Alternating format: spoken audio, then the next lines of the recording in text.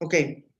Entonces, la unidad 3 son problemas de enseñanza relacionados con las operaciones aritméticas, en donde propiamente, como ya muchos de ustedes subieron la primera actividad, que hicieron un resumen de la información de la tercera unidad, que son propiedades de las operaciones de suma y multiplicación, estimación y cálculo mental, la noción de variable didáctica y su papel en la selección y el diseño de la situación de problemáticas. Estos tres temas que están situados en la unidad 3 dan la base para la parte que vamos a desarrollar también en la unidad 4 y más específicamente con respecto a los usos de recursos tecnológicos para favorecer la comprensión de los conceptos y la operatividad con los números racionales y decimales, que es el último tema que nosotros vamos a estar revisando, en la cuarta unidad. Tenemos entonces así que iniciamos con la parte de las propiedades de las operaciones de suma y multiplicación. La suma tiene propiamente 4 propiedades. La primera es que es conmutativa, que es asociativa, que es distributiva y es un elemento neutro específicamente. Cuando decimos que la suma es una propiedad conmutativa, decimos que es decir, se suman dos números y el resultado es el mismo independientemente en el orden en el que los sumemos. Es decir, en este caso se aplicaría ese término que dice que el orden de los factores no altera el producto específicamente. La propiedad asociativa es que cuando se suman 3 o más números, el resultado es el mismo independientemente en el orden en el que nosotros estemos sumando o acomodando los números que estamos sumando. El elemento neutro significa que la suma de cualquier número y el cero es igual al número original, es decir, en este caso el elemento neutro sería el número 0. Y la propiedad distributiva es que la suma de dos números multiplicada por un tercer número es igual a la suma de cada sumando multiplicado por el tercer número. Tenemos ejemplos específicos. No estoy deteniéndome mucho en esta parte porque ustedes ya revisaron la información propia de esta unidad. Las propiedades de la multiplicación tiene 4 propiedades que hacen más fácil la resolución de problemas. Voy a hacer un pequeño alto en este momento para contextualizarnos respecto a la información que estamos trabajando, que estamos revisando. Ustedes desde la semana pasada y en este momento en la videoconferencia. De repente pensaríamos que si estamos trabajando la materia de pensamiento cuantitativo y está aplicado básicamente a la educación preescolar y de repente hablamos tanto de sumas con 3, 4 dígitos o 3, 4 números que estamos sumando y de repente hablamos de multiplicaciones, hablamos de restas. Y también previo a eso hemos hablado que cuando estamos trabajando el pensamiento cuantitativo en la edad preescolar, no es propiamente necesario que el niño aprenda a sumar o a restar. Sin embargo, el hecho de que nosotros trabajemos estos temas no quiere decir que tú tienes como tarea que el chico o que el niño desarrolle la capacidad para poder sumar o multiplicar. Lo que quiero que entendamos o donde quiero que nos contextualicemos es que nosotros como, como profesores o como educador o educadora frente a grupo, frente a los niños, tenemos que saber y tenemos que conocer propiamente la información que nosotros estamos intentando transmitir. Esto es, si yo como educador no tengo claro tal cual la información que yo voy a bajar o que yo voy a transmitir a los niños, no es posible que lo más mínimo lo podamos transmitir de una manera clara. La información nos da poder y el conocer a fondo los elementos en este caso, eh, voy a regresar un poco. En este caso, los problemas que están relacionados con las operaciones aritméticas y los aspectos didácticos que se utilizan específicamente para trabajar lo que son los números racionales y los números decimales, entonces tampoco vamos a poder transmitir la información tan específica como el aprender a contar, el seguir secuencias, el diferenciar si un grupo tiene más o tiene menos elementos, el cuál es mayor, cuál es menor. Es por eso que estamos retomando información que quizás es compleja para la edad preescolar, pero es necesario que la tengamos clara. Es necesario que sepamos de lo que estamos hablando. Es necesario que sepamos que tenemos que formar o poner las bases para que el pensamiento del menor, en este caso del niño en educación preescolar, tenga las posibilidades y los elementos de poder desarrollar las habilidades que en un futuro le van a proporcionar el éxito ante la situación en la que se encuentre. Porque recordemos que el desarrollar el pensamiento cuantitativo en el menor, o en este caso en el niño en edad preescolar, nos permite dotar de pensamiento abstracto al menor. Y eso le permite solucionar problemas en un futuro y tener la posibilidad de generar opciones a problemas que no propiamente tengan que ser matemáticos. ¿Estamos? Entonces, esa es la importancia de la que no debemos perdernos cuando estemos de repente sintiendo que, bueno, pero ¿para qué estoy leyendo de esto? ¿Para qué estoy estudiando esto del elemento neutro y de las propiedades de la suma y de la multiplicación si los niños ni siquiera van a sumar ni van a multiplicar? Porque no es propiamente que necesiten aprenderse que la multiplicación tiene ciertas propiedades y la suma las tenga. Es propiamente que yo como educador o como educadora en nivel preescolar tengo que conocer a fondo el elemento con el que yo trabajo específicamente. Ahora, estábamos con la parte de la multiplicación y sus propiedades. Una de las propiedades de la multiplicación es que es conmutativa. Cuando se multiplican dos números, el producto es el mismo sin importar el orden de los números que estamos multiplicando, que es exactamente la misma propiedad conmutativa de la suma. Es asociativa a la suma. Cuando se multiplican tres o más números, el producto es el mismo sin importar cómo se agrupen los factores, es decir, cuál pongamos primero y cuál pongamos en el medio y cuál pongamos después. La propiedad del elemento neutro es que el producto de cualquier número por uno es el mismo número. Cuando hablábamos de la suma, estábamos hablando del 0 como elemento neutro y ahora hablamos del 1 porque no modifica el resultado específicamente. Y la propiedad distributiva es que la suma de dos números por un tercero es igual a la suma de cada sumando por el tercer número específicamente. Ahora, el siguiente tema de la unidad 3, perdón, es cálculo mental. Tenemos que encontrar específicamente el significado de lo que es estimación o estimar y del cálculo mental. La estimación es hallar resultados aproximados sin necesitar de una respuesta exacta. Para estimar se utilizan números redondos que facilitan las operaciones. Por el contrario, el cálculo mental consiste en realizar cálculos matemáticos utilizando solo el cerebro, sin la ayuda de otros instrumentos como calculadoras, como lápices, como papel o como lo que propiamente usan los niños, el ábaco o las manos o fichas o tapones. La práctica del cálculo mental ayuda al estudiante para que ponga en juego diversas estrategias. Es la actividad matemática más cotidiana y el aula.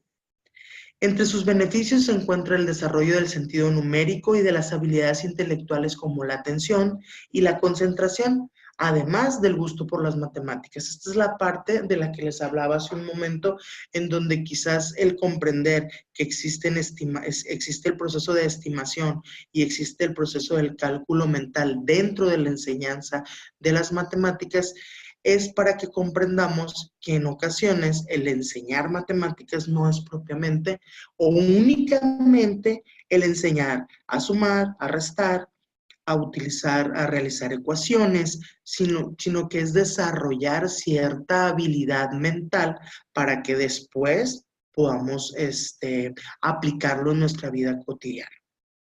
Pero bien, ¿cómo utilizamos y en qué momento utilizamos el cálculo y en qué momento utilizamos la estimación? El cálculo mental esta parte es para que veamos la funcionalidad de ambos elementos. El cálculo mental lo utilizamos siempre, cuando vamos de compras, cuando estamos en la fila, cuando nos ponemos a calcular cuánto pagaremos o cuando estamos haciendo fila en el banco y de repente tenemos el pendiente de que tenemos que ir a recoger al niño o a la niña a la escuela y entonces empezamos, ¿cuántos hay en 5? ¿Y cuánto se está tardando el cajero en atenderlo? Ah, se está tardando más o menos como 1 minuto y me faltan 5, pues en 5 minutos me atienden a mí. Eso es cálculo mental. La estimación, por otro lado, la utilizamos cuando nos preguntan, si compro unos audífonos y compro un control, ¿me alcanza con 30 pesos? Sin tener un cálculo exacto de exactamente cuánto cuestan los audífonos y cuánto cuesta el control, yo más o menos puedo imaginar si con los 20 pesos o con los 30 pesos que traigo me va a alcanzar. Eso es una estimación. Y lo hacemos todos los días. O normalmente son los dos ejemplos que les pongo, es algo común. Y en eso está basada la capacidad que nosotros tenemos para realizar cálculos mentales todos los días y la capacidad que tenemos para para utilizar la estimación todos los días es producto de nuestro proceso de enseñanza-aprendizaje cuando estábamos en la edad preescolar. De ahí la importancia que es que nosotros trabajemos de manera correcta y congruente el proceso de enseñanza-aprendizaje, específicamente con el desarrollo del pensamiento cuantitativo. Esa es la importancia. Ahora bien, situaciones reales en un mundo real en donde se está aplicando la parte esta que estamos trabajando. En esta actividad se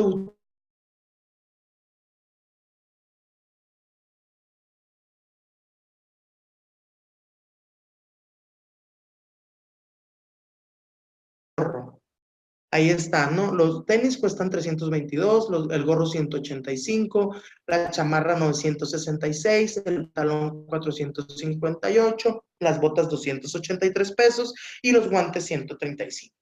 Si yo quiero comprar los guantes y quiero comprar el gorro, ¿me va a alcanzar con 500 pesos? Sí, sí me alcanza, pero no te,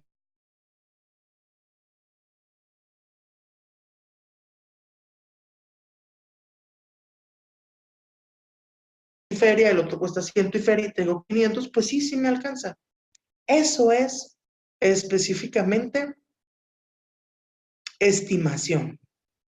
Ok, entonces seguimos con la parte de la aplicación de la información que estamos trabajando, ¿no? Estos nada más, estos ejemplos que les puse en estas diapositivas son para que aterricemos el hecho de que no propiamente se trata de que tú aprendas esto de memoria para que lo transmitas. Se trata de que comprendamos la importancia que tiene el hecho de, primero, yo como educador o como educadora, comprender los elementos o los temas específicamente para que cuando me toque la parte que les corresponde según su desarrollo, tengamos nosotros el panorama claro para que entonces podamos enfocarnos solamente en el proceso, en el momento en el que estamos trabajando con ellos. Entonces, seguimos con el ejemplo de la estimación. Ahora bien, para comprar el pantalón y para comprar las botas, ¿me alcanza con 600 pesos? No, yo digo, pero no hice la suma exacta, solamente sé que el pantalón me cuesta más de 400, las botas me cuestan más de 200 y entonces solo tengo 600, pues no, no me alcanza, pero exactamente no sumé las cuentas. Ahora, para comprar la chamarra, y para comprar el gorro, ¿me alcanza con 1,000 pesos? No, eso es estimación. Todos lo hacemos. Ojo, estimación no significa que yo tenga que acertar. Podría ser que tú me preguntes, oye, ¿me alcanzan 1,000 pesos para comprarme el pantalón y me alcanzan 1,000 pesos para comprarme el pantalón y los tenis? Y yo te diga no, y sí te alcanza, pero es mi estimación, es mi percepción. Ojo, no significa que tenga que ser correcta tu respuesta, simplemente estás haciendo una estimación, estás suponiendo específicamente. Ahora, otra vez esto, por favor. Tranquila, todo está bien. Ok, ahora, situaciones en donde nosotros aplicamos la parte del cálculo mental. Por ejemplo, hagamos cálculos mentales. Tienes 1,000 y le sumas 40. Y luego a eso le sumas 1,000 más. Agrega 30, nuevamente 1,000, suma 20, súmale 1,000 y añádele 10. Eso es cálculo mental. Y después de eso viene la pregunta de ¿cuánto es? Y ahí fuiste sumando específicamente. Eso es cálculo mental.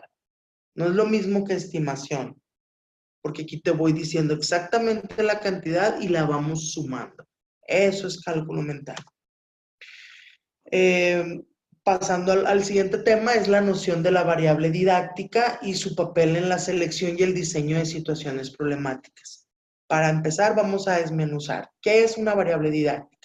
Una variable didáctica es una característica dentro del proceso de enseñanza-aprendizaje determinada por el docente, que sirve para ajustar la ayuda recibida por los alumnos en la resolución de problemas. La variable didáctica no es otra cosa más que la estrategia que elige el docente para poder lograr el objetivo que está trazado en cuanto a lo que el alumno debe entender o aprender. Esa es una variable didáctica. Las variables didácticas más frecuentes son la naturaleza de los objetos descritos en el enunciado del problema. Es decir, hay que tener cuidado con dejar clara cuál es esa naturaleza. La situación física de los objetos, cómo se encuentran, dónde se encuentran, bajo qué condiciones. Los tipos de pistas que se dan en el enunciado. Es decir, si yo no es lo mismo plantearle un escenario de un problema matemático a un niño de preescolar que plantearle un escenario de problemas matemáticos a un chico que ya está en tercero o en cuarto de primaria. Entonces, las pistas que tú vas a usar en el enunciado para que el alumno llegue al resultado final deben ser lo más claras posibles y dependiendo de la edad cronológica que tiene el chico, en este caso, el niño. La siguiente variable didáctica frecuente son los tipos de comunicación del ejercicio, es decir, los libros de texto, el dictárselo, el enunciado que sea oral. No es lo mismo que yo le diga, abre tu libro en la página 45 y vamos a contestar los ejercicios que vienen ahí, porque el niño puede estar completamente enfocado y repetir una y otra vez la frase hasta que logre captarla. A que si yo le estoy dictando, porque puede ser que yo no esté segura, más bien puede ser que el niño no esté escribiendo tal cual lo que yo le estoy pidiendo, o que sea un enunciado oral, porque posiblemente la recepción o la retención no es la misma en cada uno de los niños. Entonces, esa es una variable que el hecho de que tú elijas didácticamente trabajar un ejercicio por medio del libro de textos, eso es una didáctica. Esa es una didáctica, pero también es una didáctica que tú elijas el día para trabajar un ejercicio. Y la otra didáctica es el enunciado oralmente. Entonces quiere decir que las respuestas o lo significativo del proceso de enseñanza-aprendizaje va a depender de la variable didáctica que elijas para utilizarla como fin del tema que estás seleccionando. En matemáticas, de la parte de las variables frecuentes en matemáticas, el campo numérico que se emplea. Es decir, si yo trabajo ejercicios con matemáticas de los 0, contando, perdón, los números del 0 al 10, pues las opciones que yo tengo de jugar con la información, pues son 10 nada más, 10 posiciones. Pero si yo lo hago más grande mi campo y trabajo con 50, pues entonces de 0 a 50, pues son mucho más las variables. Entonces, esa es una variable didáctica. Es como irle agregando dificultad a los procesos. La otra variable didáctica son los tipos de grupos que se manejan, es decir, las características con las que cuentan y el tiempo dedicado al ejercicio. Existen ejercicios que requieren que le dediquemos un poco más de tiempo para que se dé el proceso de la comprensión. Entonces, eso también puede variar. Jean Piaget, como marca para modernizar la producción del conocimiento, sostiene que el conocimiento matemático se va construyendo esencialmente a partir de reconocer, de abordar y de resolver problemas que son generados por otros problemas. Concibe además las matemáticas como un conjunto organizado de saberes producidos por la cultura. Cuando hablamos de resolver problemas generados por otros problemas, nos referimos específicamente al hecho de no cuidar las variables didácticas de las que hablábamos hace un momento. Si yo sé que una de las variables que yo estoy eligiendo puede ser que genere confusión, entonces tú estás generando un problema a partir de otro problema. O sea, la confusión que yo sé que tiene esa variable que elegí, me va a generar el problema de que el proceso de enseñanza-aprendizaje no se dé de manera significativa. Por eso lo importante que es saber elegir el tipo de proceso que vamos a realizar para poder enseñar la temática que nosotros elijamos, cualquiera que ésta sea. La concepción constructivista de Brousseau, propiamente de 1986, postula que el sujeto, es decir, produce conocimientos como resultado cuando decimos sujeto, estoy hablando del niño, del menor, del alumno. Produce conocimiento como resultado de la adaptación a un medio a la adaptación con un medio resistente con el que interactúa. El alumno aprende adaptándose a un medio que es factor de contradicciones, de dificultades, de desequilibrios, un poco como lo ha hecho la sociedad humana. Este saber, fruto de la adaptación del alumno, se manifiesta a través de respuestas nuevas que son la prueba del aprendizaje. Volvemos a lo mismo. El hecho de que nosotros trabajemos y desarrollemos el pensamiento cuantitativo, le damos la oportunidad a los individuos, en este caso, en el momento de trabajar con los niños, les proporcionamos la oportunidad de que en un futuro puedan emitir respuestas que les ayuden a encaminarse a resolver situaciones de contradicciones, de dificultades, de desequilibrios, que les promueva el hecho de interactuar con la sociedad específicamente. Hablábamos ya un poco de lo que eran las variables didácticas y ahora vamos a hablar del desarrollo didáctico para trabajar las nociones de fracciones comunes y de números decimales. Repito, no significa que en la educación preescolar vamos a enseñarles a los niños a trabajar exactamente lo que son las fracciones comunes y los números decimales. Lo que estoy haciendo es dar la información de lo que nosotros debemos conocer y tener claro, porque así como en el menor, en el niño, el proporcionarle las bases en cuanto al pensamiento cuantitativo les va a aperturar un desarrollo cognitivo, un desarrollo cerebral, o el desarrollo de capacidades que en un futuro les van a permitir enfrentarse al mundo en el que viven, también a ustedes, como parte de su proceso de formación, en el rubro en el que se están formando, que es licenciatura en educación preescolar, el conocer esta información les va a proporcionar la madurez cognitiva para poder, al momento de enfrentarse a un proceso grupal o a un proceso propio de su carrera, comprender las necesidades de ese momento. Si no conoces la información, no puedes madurar el proceso con el que lo vas a llevar a cabo. Esa es la razón. Y se los estoy repitiendo porque necesito que se contextualicen con esta información. Bien, una fracción o un número fraccionario o quebrado es la expresión de una cantidad dividida entre otra cantidad. Es decir, representa un cociente no efectuado en números. Por razones históricas también se le llama fracción común o fracción decimal. El que contiene las fracciones es el conjunto de los números racionales. Una fracción común es una cantidad dividida por otra.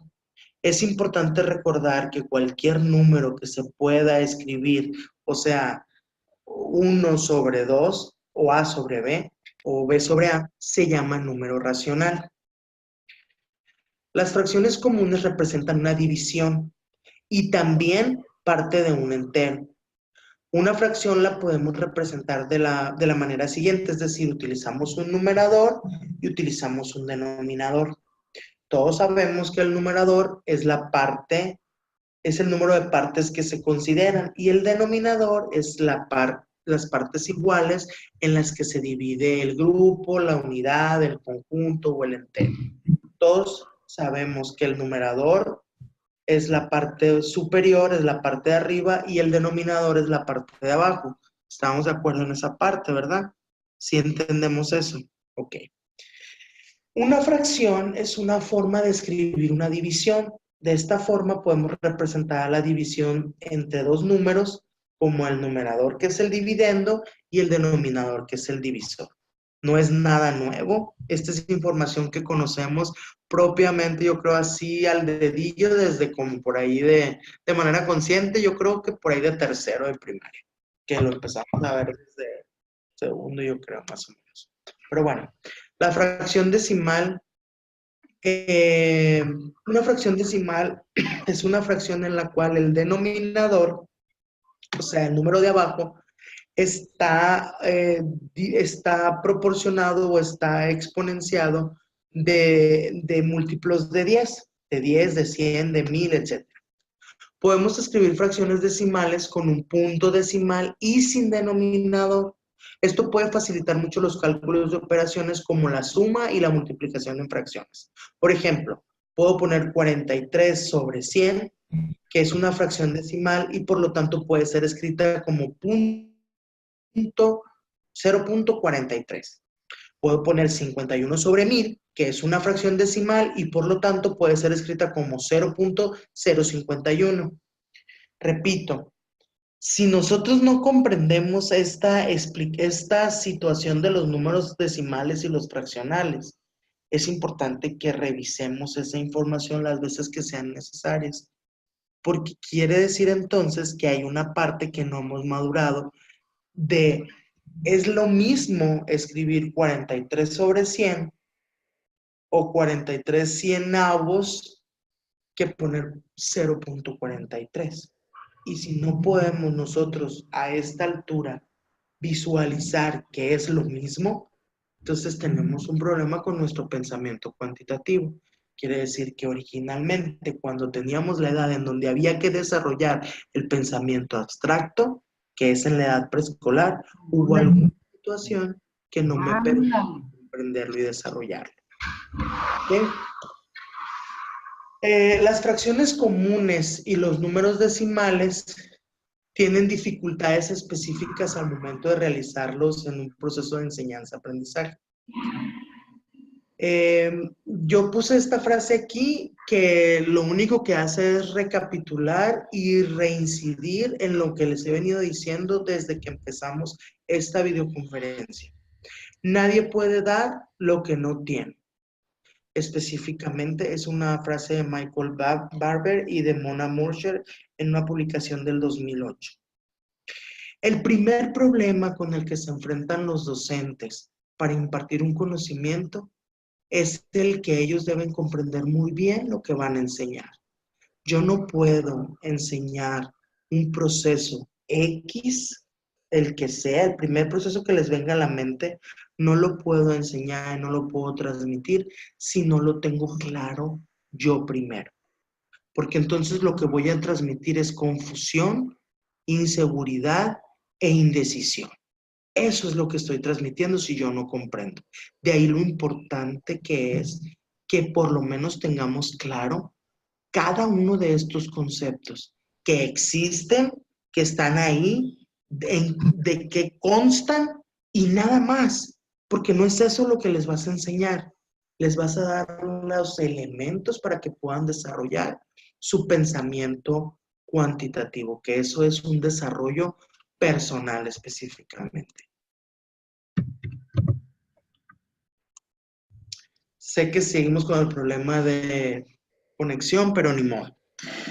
Se puede afirmar que las fracciones y los números decimales son uno de los conocimientos más complejos y más difíciles que se tienen para enseñar en la educación primaria, no preescolar, porque son saberes abstractos.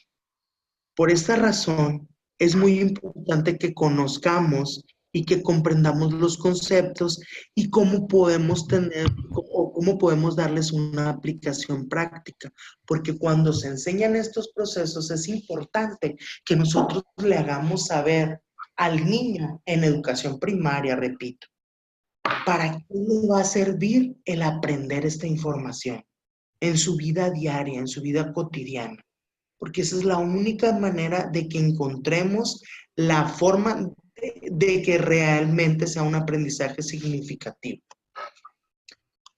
Ay, otra vez mi conexión, por favor. Ok. Otro problema con el que se enfrenta el docente para la enseñanza de las fracciones y de los números decimales son los conocimientos previos que el niño debe tener. Que debe tener los niños para que puedan comprenderlos.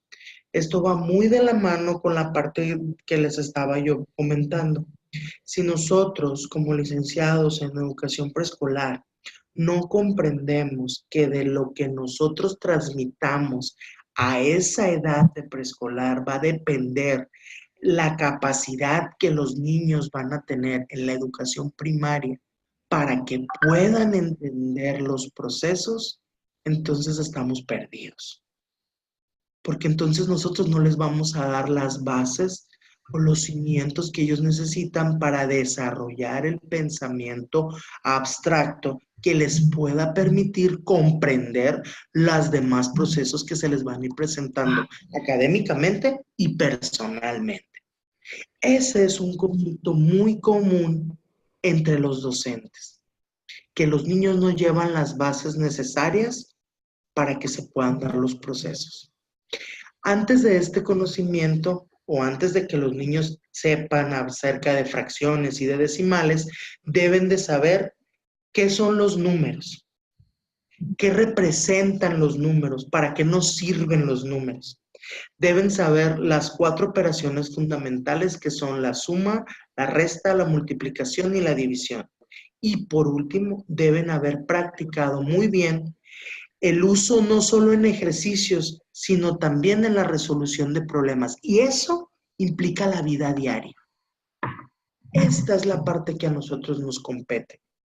El enseñarles los números, el saber qué es lo que representan, el saber cómo los utilizamos, el saber que existen la forma de sumar, de agrupar, de restar, de quitar, de multiplicar, de hacer más y de dividir, que es el de compartir.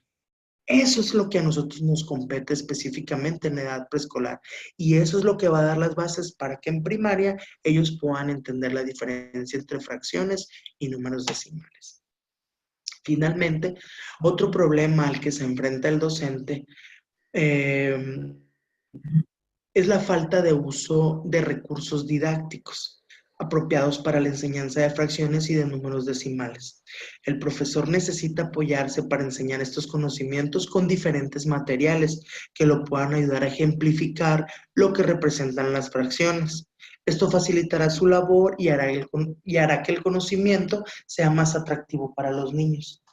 Rescatando esta información propiamente para la aplicación que ustedes le van a dar como licenciados en educación preescolar, es importante que comprendamos en que el problema de no utilizar recursos didácticos está muy de la mano con el problema de no querer promover el uso de las TICs, por ejemplo.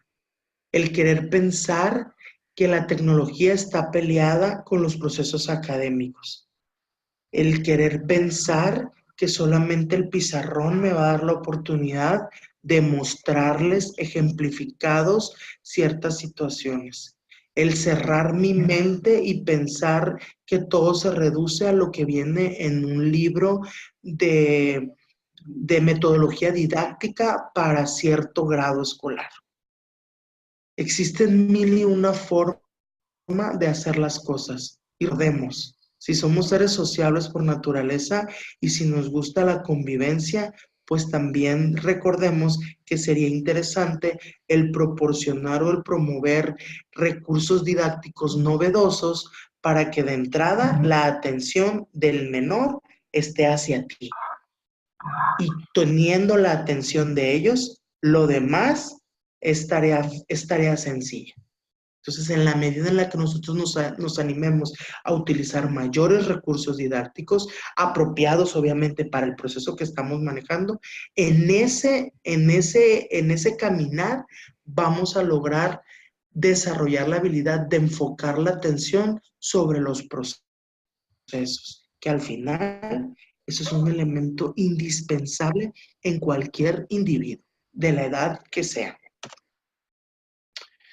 El uso de los recursos tecnológicos para favorecer la comprensión de los conceptos y la operatividad de los números decimales. Específicamente, este es el último tema de la unidad 4, en donde, permítanme, voy a dejar de compartir tantito esta página porque me voy a ir a la plataforma para recapitular la parte de las actividades para explicarles lo que vamos a hacer. Espero que me deje. Ok, entonces pensamiento, aquí está. Vamos a la plataforma. Está el curso, la unidad 3, que ya muchos de ustedes ya resolvieron las actividades. Y vamos a entrar en la parte de la actividad, de las actividades de la unidad 4. Dice, el alumno realizará un resumen de cada uno de los temas que se encuentran contenidos en la unidad 4, manejando la siguiente, todo muy bien. En este resumen, lo único que yo les voy a pedir es que no incluyan el último punto, que específicamente se llama, es el tema que dejamos, el uso de los recursos tecnológicos para favorecer la comprensión de los conceptos y la operatividad con números racionales y decimales, que es el tema 4.3. Es el último tema de la unidad 4. En su resumen que van a poner en la unidad 4, no lo agreguen, porque no se los voy a perdonar, no es que se los esté perdonando. Lo que pasa es que en la siguiente actividad, en la misma unidad 4, está la actividad B.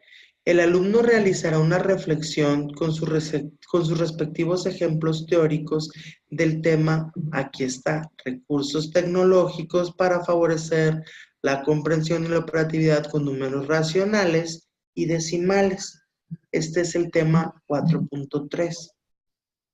Más allá, fíjense, más allá de que tú me hables de la operatividad con números racionales y decimales, yo quiero que trabajen la capacidad de buscar ejemplos más que teóricos de recursos tecnológicos que favorezcan el proceso de enseñanza-aprendizaje. Quiero que me den opciones de recursos tecnológicos, que escojan un tema específico que hayamos trabajado en la unidad y que me digan cómo lo harían, cómo trabajarían para desarrollar ese tema, qué implementarían. No les estoy pidiendo que elaboren el material, les estoy pidiendo que me platiquen cómo diseñarían, qué recursos utilizarían. ¿Estoy siendo clara? Ok, me parece muy bien, me da mucho gusto que nadie haya avanzado con esta parte de las actividades para que no digan, ay, la maestra hasta ahorita se le ocurre decirnos y yo ya avancé.